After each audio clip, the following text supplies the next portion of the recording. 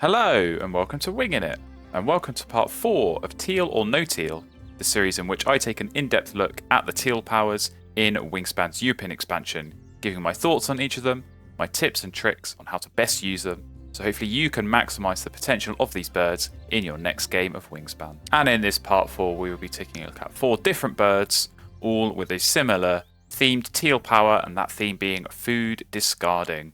So we have 4 of these food discarding Teal birds. We've got the common starling, the common swift, the Eurasian collared dove, and the house sparrow. So, as you can see, all of them a very similar theme here. At the round end, you get to discard up to 5 foods, and you get 1 tuck card behind this bird for each food that you discard. So it's another way of potentially looking at scoring points at the end of the round if you have got a little bit of spare food ready to discard. As in the previous parts of this series, we will begin here by taking a look at some of the advantages or some of the positive scenarios in which these birds work really, really well.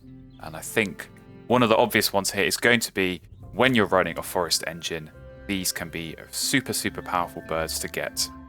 Of course, when you're running forest engine, quite often you're going to be gaining eggs, or you're going to be gaining cash food or tuck cards. But sometimes you want to be doing that action just for the points, and you're going to be left with a lot of food at the end of the round or potentially the end of the game that you can't spend on additional birds, because unless you've got something like a wood duck, the card draw factor in that forest engine might not be quite as strong as you would like in order to be able to spend all that extra food. So of course, if you've got 1 or more of these birds down, taking that gain food action, getting all those cash food and those eggs is obviously going to score you points, but then any extra food you're gaining through the forest activation, each food is going to be worth a point here. So yeah, it can be a very strong way of utilizing your own forest engine and maybe going for some food gaining brown powers alongside that to get extra food, and then of course turn those into tuck cards here with these teal powers. Another scenario in which I really like to use these birds is when you're up against an opponent who is really throwing the food around with those co-op powers. So of course this can be a problem that you face in the base game. Plenty of those co-op birds, being those hummingbirds, got the Phoebe, loads of those kind of birds, where, you know, sometimes if your opponent plays 2 or even 3 of these birds, they can just throw food at you all game. And again, as with before, if you're not finding the right cards, if you're not drawing enough big point, high food cost birds to be able to play and use all of this food that you're getting, you can be left with a lot of food. And at the end of the game, and food is not going to be worth points if it's just sat there in your supply. So yeah, being able to get 1 of these down and really counter that can be very strong. And yeah, again, if you've got hummingbirds or you've got Phoebe in play, of course the European expansion has its own co-op powers in the blue throat and the nightingale as well. So plenty of those options, plenty of those kind of birds. You do often see those 2 or more, especially in multiplayer games. These birds can come out and you quite often see a lot of them in play. So yeah, just having a way here of being able to make sure that every food you gain, whether it's yourself or from an opponent, can be turned into a point. Just really helps with that late game efficiency, making sure that yeah, you're maximizing every little last resource you've got and really scoring points from those. Another related advantage of these birds, I think, is that they can function quite well just as a late game point bomb. So you know, we've got some good point values here. I think particularly that house sparrow, where it is 6 points for just 2 food. There are plenty of those kind of birds that we look at that, you know, you might get 7 or 8 points for 2 food. So of course this is a little bit lower, but that just means a few food discarded with this teal power is going to bring that right up and really, yeah, get those extra points and potentially function as a point bomb. But equally, common swift, I mean, 5 points for just a single food. I think that is already very, very strong.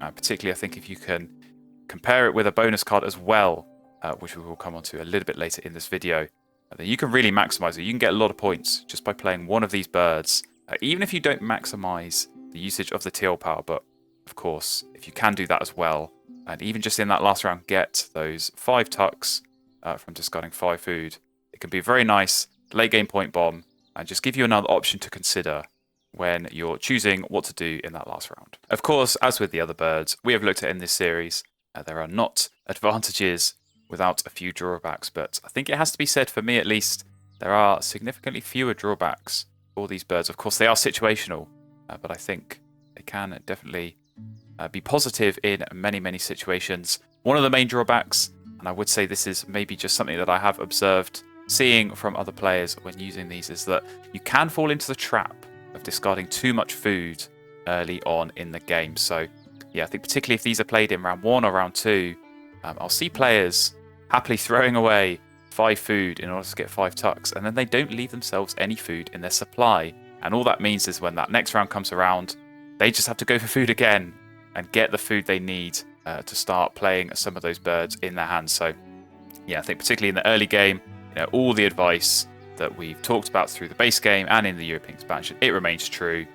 Getting access to food early and getting access to enough food to be able to get birds down, get your engine built up, particularly getting some strong card draw. Maybe if you're going for grasses as well, getting some birds down there with some good brown powers. That's what you should really be focusing your early food production on, is getting the food to play those birds. And like I say, it can sometimes be a little bit of a trap early on to be looking at yourself as missing out on these teal powers by not discarding the full 5 food. So yeah, I would definitely say situationally, these are not always going to be the bird you look to play in round 1 or even round 2, because it is quite unlikely unless you have got a lot of food production yourself, and of course maybe some co-op powers your opponents as well. Not really the kind of thing you would always expect to be maximizing 5 tucks every round on, but yeah, definitely, again, as I talked about in those advantages, if you can get it late, even round 3 or even round 4, you can definitely maximize off that. But early game, maybe steer away from them. Maybe don't worry too much about trying to maximize off those 5 tucks in the early game. Another disadvantage here, and I would say this of course only applies to the common swift and the house sparrow, but you need specific food for those 2 birds, and if you're not getting it, you're not going to score points. So yeah, again, we'll touch on this a little bit later when I talk about which of these I think are situationally better in more situations than others. Of course, with the common starling and the Eurasian collar dove, you can discard any food you want, so it doesn't matter if the bird feed is playing up, or it doesn't matter what kind of co-op powers your opponents are using. Whatever food you're getting, you can turn that into a point. And I think particularly again in that late game where you've just sometimes left with a bunch of random food in your supply, being able to discard all of that and turn all of those into points is very, very nice. But yeah, common swift, if you're not getting worms, you can't turn those into points. And the house sparrow, if you're not getting seeds, you can't turn those into points. So yeah, with those 2 birds in particular, there is a definite drawback in terms of that food requirement. Can sometimes be difficult to meet that. So we've gone through some of the advantages and drawbacks there, and some of the good and bad situations in which you might see these birds come up. But one thing I also want to touch on when talking about these birds is sometimes you get really good synergies with bonus cards, and that is where I see myself, I think in particular, but also other players really utilizing these birds. So kind of goes without saying, a pretty obvious good bonus card to be pairing these with is the bird counter. Already a very strong bonus card, already one I'd be looking to keep in a lot of situations. Of course, base game, we know tucking birds are super strong, but then even in this European expansion, you've got birds like the Orduin Skull, the Mute Swan, and the Chiff Chaff, all getting 2 extra points from the bird counter, and of course, these 4 birds as well. So yeah, we look at these birds maybe as some of those late game point bombs. You're getting 5 or 6 points, especially from some of these. If that suddenly becomes 7 or 8 points for just 1 or 2 food, very, very powerful. So yeah, that's an obvious, very strong bonus card to be pairing with. But equally, there are some other good bonus cards that you can score a lot of points from by playing 1 or more of these birds, and some of them meet multiple of these bonus cards. So the first one I'm going to talk about is Prairie Manager. Maybe one of those underappreciated bonus cards. I think it certainly doesn't get the love it maybe deserves. I think in base game, there are not lots of good options, particularly if you're going for a Grasses engine, that are going to meet this bonus card. But we've got 3 birds here that all hit Prairie Manager. And so yeah, getting that bump up, even just 2 birds getting 3 points. But if you're looking for that 4th Prairie Manager bird and you're getting the jump from 3 to 8 points, that's a huge swing. And so if you think about this as another 5 points, again, suddenly these birds could turn into 10 or 11 point birds, which is absolutely huge late in the game. So yeah, if you're looking for that last Prairie Manager bird, these can be a very, very good option. And similarly, I would say Viticulturist as well. We've got 3 more birds here that also hit that. Again, a similar breakdown there. If you get those 2 birds for 3 points, or if you're looking for that 4th bird to go from 3 to 7, that is a huge jump up there. So that could be a very nice one to get you some extra points. Now I will touch a little bit just on the Common Swift as well, because that one, it's Food Web Expert, which is another very strong bonus card. Like the bird counter, you're getting 2 points each time. So I've had situations where I've had Food Web Expert and bird counter, and I've just played the Common Swift without really being able to get any tucks off those worms at the end of the game, because it's one food and I'm getting 9 points. Obviously 5 points here from the bird, and then 2 for each of those bonus cards. So yeah, there are some of these situations here where you do have the right bonus card, and being able to use these to get extra points from those bonus cards, it almost doesn't matter if you can hit the teal power or not. But again, you know, if you've just got a couple of worms or maybe just a few random food, in the case of the starling or the collared dove, being able to get these down as a late game point bomb to hit one or more bonus cards and then still get some activations off the teal power, that can be a really strong situation to use these birds. The last point to touch on here for me when looking at these 4 food discarding birds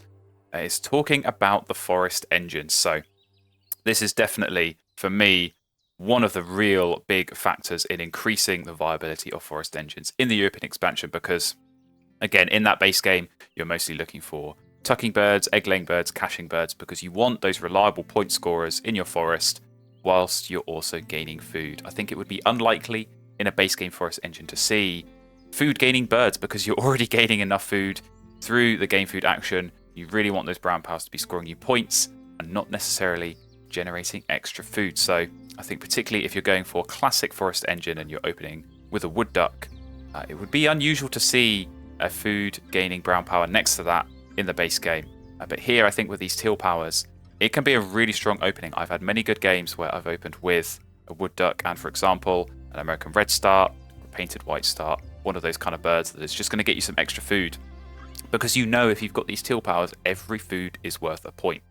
As long as you're not getting too much, so much that you are sort of exceeding the amount at the round end.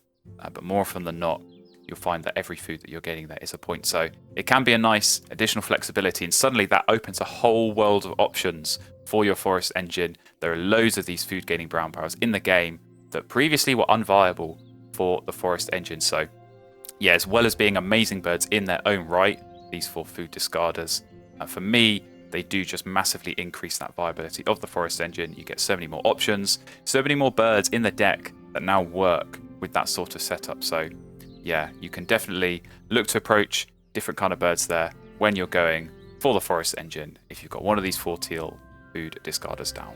So there we go, that was a run through of my views on these 4 birds, those advantages, those drawbacks, and then some of those situations where you should really be looking to go and play these birds. So just for some final concluding thoughts, I'll talk about which ones I generally play more than the others, and I think the standout one here for me is that common starling. I think just the flexibility on the food, the flexibility on the habitats as well, being the only one that can go in the wetlands. For me, this is probably the only one that I would look to keep early on. If you're really desperate and you just need something in that wetlands, you can get something going. But hey, it's got 4 cavity nest spaces as well, so you sometimes get some good synergies if you're running with Pelleted Woodpecker in the forest. This gives you good egg flexibility there. And of course the power, like the collared dove, you can discard any food to get those tucks at the end of the round. And talking of the collared dove, that's probably my next favourite here, purely because of that flexibility. I just think being able to play that again in round 3 or round 4, you can get 5, maybe those 10 tucks if you do play it early enough. Just from any random food, especially if opponents are spamming food at you with a co-op power. Doesn't matter what they throw at you, it's worth a point for you. So makes them think twice, but equally is going to help your point scoring as well. And again, as I talked about with the Common Swift, that's probably my next favourite here. If you do have Bird Counter, if you do have Food Web Expert, if someone's got a Phoebe, but they're just throwing worms at you, or a Scissortail Flycatcher to just, really supplement this power, that can be a very, very strong situation. But again, this is going to sound like I don't like the House Sparrow, but I also do think this is a good bird. So all 4 of these, even if the House Sparrow is the weakest, it is still a good bird. If you've got Prairie Manager, you've got Viticulturalist, if you've got Nestbox Builder, and again, if you've got the Pelleted Woodpecker because of those egg spaces. So I think all 4 of these birds have lots and lots of really good situations. So it's hard to pick a favourite, but for me, it probably would be that common starling, just because of the flexibility on the habitat, and of course, the food cost and the usage of the power. So thank you very much for watching. Hopefully you enjoyed that video and found it useful. And let me know in the comments your thoughts on these birds. How best do you see these used? Do you have a favourite one that you see coming up more often than not? Of course, we do have more Teal powers to look at in this series, so if you want to stay up to date with the future parts, please do hit that subscribe button and do stick around and stay tuned, and I will see you again in another video very, very soon.